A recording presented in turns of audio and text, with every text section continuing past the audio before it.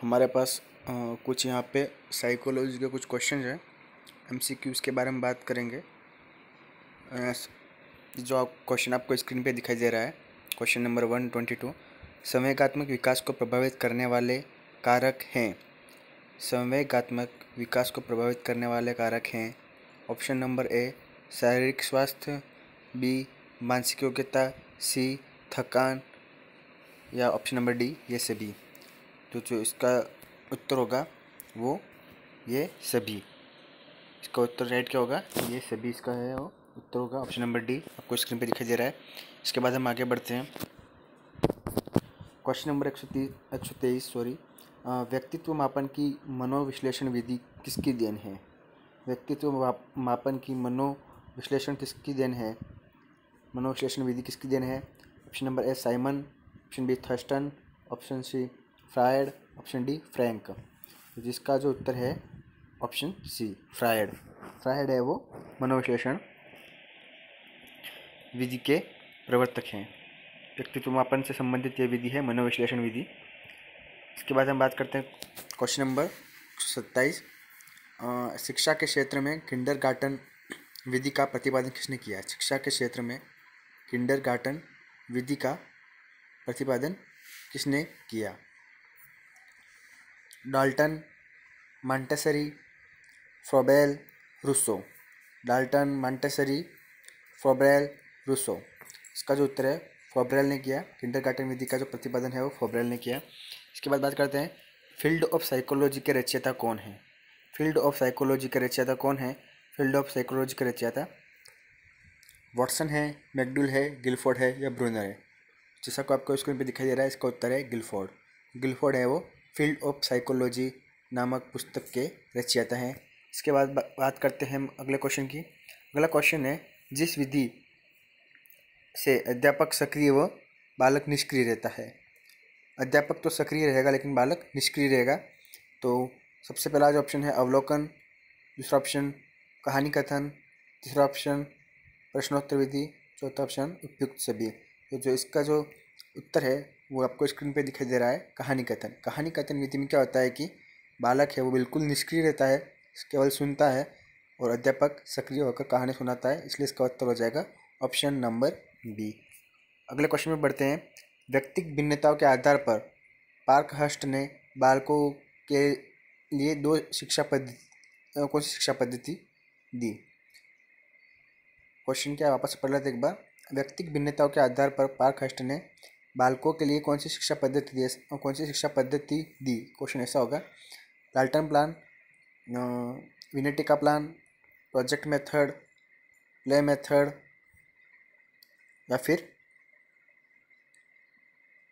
इसके चार ऑप्शन है Dalton plan, Winnetka plan, project method या प्ले मेथड। तो इसका जो उत्तर है वो है डाल्टन प्लान है। डाल्टन प्लान है वो किसने दिया है? मिस हेलन पार्कहर्स्ट, जो इसका पूरा नाम है देने वाले का। इसके बाद अगले क्वेश्चन पर हम पढ़ते हैं बाल अपराधियों की आयु क्या होती है? बाल अपराधियों की आयु क्या होती है? ऑप्शन नंबर ए 5 वर्ष से 10 वर्ष तक, ऑप्शन बी 3 वर्ष से 12 वर्ष तक, ऑप्शन सी 18 वर्ष से कम, या फिर 18 वर्ष से अधिक। जिसका जो उत्तर हो जाएगा वो 18 वर्ष से कम हो जाएगा। 18 वर्ष से जो बालक होता है कम उम्र का, वह बाल अपराधी की श्रेणी में आता है अगर वो कोई अपराध करता है तो। ठीक है, तो इसका ऑप्शन हो जाएगा सी। इसके बाद हम आगे बढ़ते हैं। शिक्षा मनोविज्ञान में जिन बालकों के व्यवहार का अध्ययन किया जाता है, शिक्षा मनोविज्ञान में जिन बालकों के व्यवहार का अध्ययन किया जाता है वे हैं समस्यात्मक बालक हैं, ऑप्शन नंबर बी कम गति से सीखने वाले बालक हैं, ऑप्शन सी मंदबुद्धि बालक हैं, या फिर इनमें से सभी, या फिर ये सभी हैं। बिल्कुल इसका उत्तर डी होगा, इनमें से सभी हैं वो जिनका अध्ययन है शिक्षा मनोविज्ञान में किया जाता है। समस्यात्मक बालकों का भी किया जाता है, कम गति से सीखने वाले बालकों का भी किया जाता है, या फिर मंद बुद्धि बालक सभी का किया जाता है। तो ऑप्शन नंबर इसका डी इसका राइट उत्तर हो जाएगा। इसके बाद आगे बढ़ते हैं। जिन बालकों की शैक्षिक उपलब्धि अपनी आयु के अन्य बालक से निम्न रहती है कहलाते हैं। जिन बालकों की शैक्षिक उपलब्धि अपने आयु के अन्य बालकों से निम्न रहती है क्या कहलाते हैं वो? चिड़ा बालक, मंदबुद्धि बालक, मंदित मना बालक, या फिर बाल अपराधी। तो इसका उत्तर बिल्कुल सरल उत्तर है पिछड़ा बालक। बहुत आसान प्रश्न है ये कि जिन बालकों की शैक्षिक उपलब्धि अपनी आयु के बालक से निम्न रहती है, बिल्कुल वो पिछड़े बालक कहलाएंगे। इसके बाद हम आगे बढ़ते हैं। कम गति से सीखने वाले बच्चों के लिए अध्यापक को क्या करना चाहिए? तौली शिक्षण करवाना चाहिए, अतिरिक्त ज्ञान व शिक्षण करवाना चाहिए, प्रोत्साहन करना चाहिए, या फिर इनमें से सभी। मतलब जो बच्चे कम गति से सीख रहे हैं उनके लिए शिक्षक को क्या तरीका अपनाना चाहिए, क्या तरीका अपनाना चाहिए? टोली शिक्षण करवाना चाहिए, अतिरिक्त ज्ञान व शिक्षण, या प्रोत्साहन, या सभी। बिल्कुल ये सभी करवाने पड़ेंगे, तभी बालक है वो अपना प्रदर्शन स्तर ऊंचा कर पाएगा। तो इसका उत्तर हो जाएगा डी। इसके बाद हम बात करते हैं अगला क्वेश्चन, प्रतिभाशाली बच्चों के लिए आवश्यक है। प्रतिभाशाली बच्चों के लिए आवश्यक है, क्या आवश्यक है? उन्हें विशिष्ट योग्यता हेतु विशेष अवसर दिए जाएं, उन्हें असाधारण होने की अनुभूति कराई जाए, उन्हें लगातार पुरस्कार दिए जाए, इनमें से कोई नहीं।